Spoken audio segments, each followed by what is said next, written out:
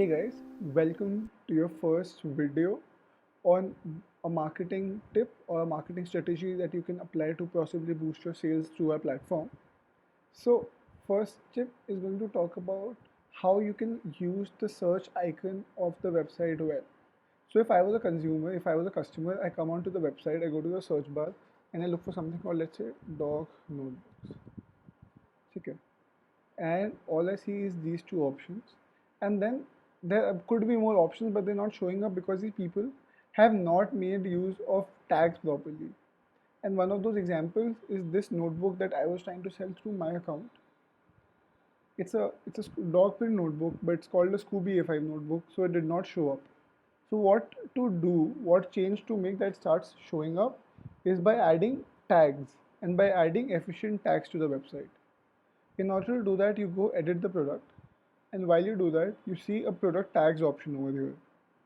Till now, we've been ignoring this option, but this is very important in order to boost sales through the platform.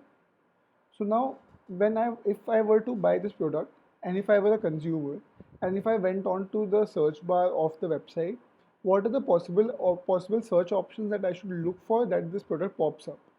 I think first one is definitely going to be dog notebook.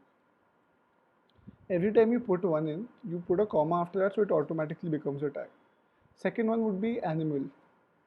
Anyone who comes looking for anything to do with animals should be seeing this notebook. Third one is going to be my own name. So if some friend of mine comes and looks up for something on the website, he's able to see my products. Cool. What other tags can we use for this product? So a few more tags that you can use are as follows. You could firstly talk about the main topic or the niche that your product belongs to, which is again so this is an animal print goodie, so it's animals, and notebook because it's a notebook. So if I were to come on the website and look for notebooks, this should pop up.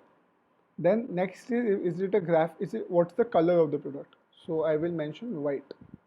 Next is what kind of graphic? Is it a graphic tee or is it a text-based tee? It's a graphic tee. So I'm going to mention graphic also over here. So if someone looks for anything to do with graphic, he sees our option. Third is to find out if it's a what kind of media is it? Is it a digital print? Is it a painting? Is it a photo? Is it a print? Or what is it? So let's say in this case it is a digital art, digitally done drawing. So I will write digital. Next is if there's some pattern on it. Is it polka dot? Is it stripes or something of that sort? So it's nothing in this case. So I will leave that option blank. Next is what emotion is it trying to tap into? So in my case, it is trying to tap into dog love. So I'm gonna make that also as a tag. So if some dog lover comes and looks for dog lover goodies, he is able to see this. What other? Happiness. So someone is looking for happy products. He should be able to see what I'm trying to sell. Next one and the last one would be if your product has something to do with a particular season or a festival.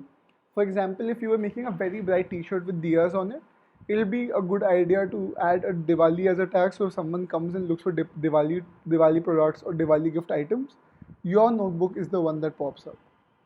So now what happens is now you have some options over here.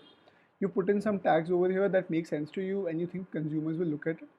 So all you do is hit save change after this, and that's it, you're done. So what happens now is you go into the website. Let's refresh the website for once. So let's look for a graphic print goodie now, and let's see what pops up. See, a bird pops up because we have mentioned that in our tags now. So this way you can effectively use tags from now